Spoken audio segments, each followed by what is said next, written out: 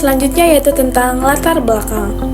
Nah, di latar belakang tentang ngemih ini, tren makanannya tuh sangat cepat saja ya teman-teman. Terus meningkatkan makanan dengan kualitas rasa yang lezat, serta menjadi salah satu jenis makanan yang semakin populer, terutama di kalangan masyarakat perkotaan ya. Nah, terus berbeda dengan mie instan, mie ramen ini. Dan dia tuh menawarkan pengalaman yang kuliner yang lebih berkelas dengan bahan-bahan yang segar dan kuah yang kaya rasa. Nah, di Karawang ini, peluang bisnis ramen itu terbuka sangat lebar, terutama dengan pendekatan cita rasa autentik. Terus, mie ramen ini berasal dari Jepang ya, mie-nya, yang disesuaikan dengan preferensi lokal. Peminatan konsumen yang tinggi menjadikan bisnis ramen ini sebagai peluang menarik untuk dikembangkan secara strategis. Selanjutnya yaitu tentang rumusan masalah. Di rumusan masalah ini terdapat 4 poin. Yang pertama yaitu bagaimana legalitas usaha mie ramen. Yang kedua, bagaimana peluang pasar dan pemasarannya. Dan yang ketiga, bagaimana teknis dan teknologinya. Yang keempat, bagaimana dukungan finansialnya. Keempat poin ini sangatlah penting dalam membangun sebuah usaha. Selanjutnya yaitu tentang profil perusahaan. Kenapa sih saya mengangkat judulnya dengan tema ngemih? Karena di UMKM di Karawang ini ya lebih dominannya kayak makanan yang berkuah-kuah seperti ngemih. Karena sebuah usaha kuliner yang berfokus pada penyajian ramen autentik dengan cita rasa lokal, nama ngemih dipilih karena menggambarkan produk utama yang ditawarkan yaitu mie, serta memberikan kesan yang mudah diingat dan dekat dengan konsumen Indonesia. Nama ini juga mencerminkan semangat inovasi dan kreativitas dalam menghadirkan cita rasa Jepang atau dengan cita rasa ramen Jepang yang disesuaikan dengan selera lokal.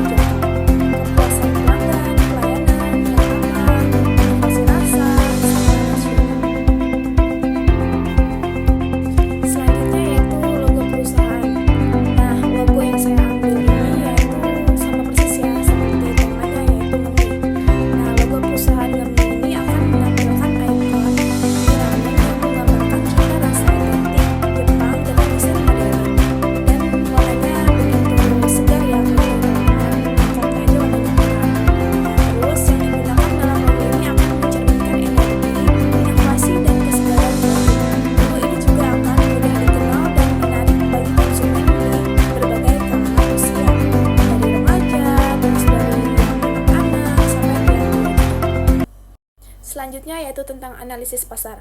Dapat dilihat ya di tabel di atas yaitu tentang calon konsumennya ada dari mahasiswa Unsika, mahasiswa UBP, pelajar, karyawan, serta pecinta ramen. Dari hari Senin sampai hari Minggu. Nah, di sini ada rata-rata jumlah pelanggan per hari. Terus ada jumlah pelanggan potensial, ada pelanggan yang sudah terlayani, jumlah pesaing, pelanggan yang belum terlayani, perkiraan jumlah pelanggan sisa yang dapat dilayani, dan yang terakhir ada peluang pendapatan per hari.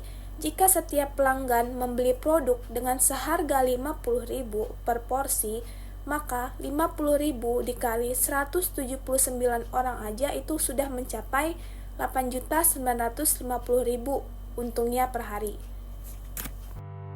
Selanjutnya yaitu tentang bauran pemasaran. Nah, di sini ada 3 poin ya. Yang pertama yaitu produk.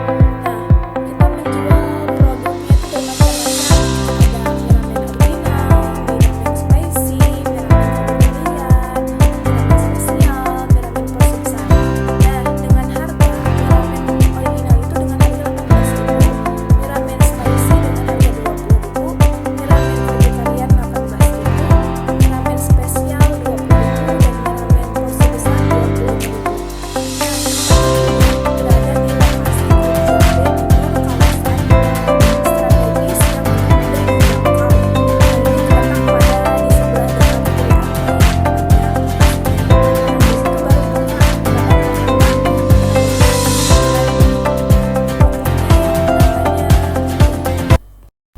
selanjutnya yaitu tentang aspek finansialnya ya. Nah, yang pertama itu ada investasi, yang kedua ada modal kerja. Nah, investasi itu mencakup seperti tanah, gedung, kompor gas, tabung gas. Nah, bisa kita lihat ya di tabel yang ada di atas ya. Itu ada 18 poin sampai dengan peralatan tambahan ya yang tidak terduga.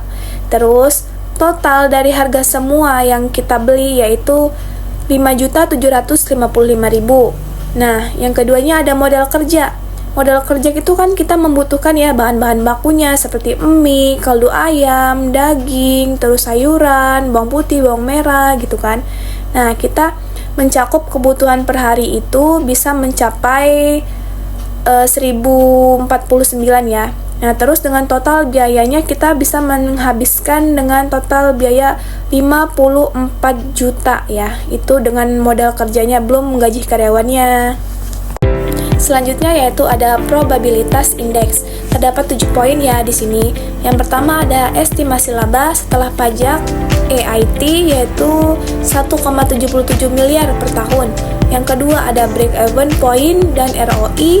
Yang ketiga ada BIP unit 12.000 porsi. Yang keempat ada payback periode 1,5 tahun. Di sini kita menyewa lahannya selama 1,5 tahun. Terus ada return on investment ROI sebesar 7,6%. Yang terakhir ada PI yaitu satuan harganya kita kurang lebihnya 13,6, berarti kita besar dari 1 ya. Nah, hasil perhitungan di atas menunjukkan bahwa kas masuk lebih besar dibandingkan dengan kas keluar. P besar dari 1, maka rencana untuk membuka usaha itu sama dengan diterima. Nah, di poin yang terakhir yaitu ada kesimpulan. Nah, di sini kesimpulannya yaitu berdasarkan analisis studi kelayakan bisnis Miramen dengan judul Ngemih memiliki prospek yang sangat menjanjikan di Karawang dengan target pasar mahasiswa dan karyawan yang besar. Dari aspek legalitas, pendaftaran merek dan izin usaha telah dipenuhi untuk memastikan keputusan hukum. Dukungan teknologi seperti sistem POS, pembayaran digital, dan pemasaran media sosial meningkatkan efisiensi operasional dan jangkauan pemasaran.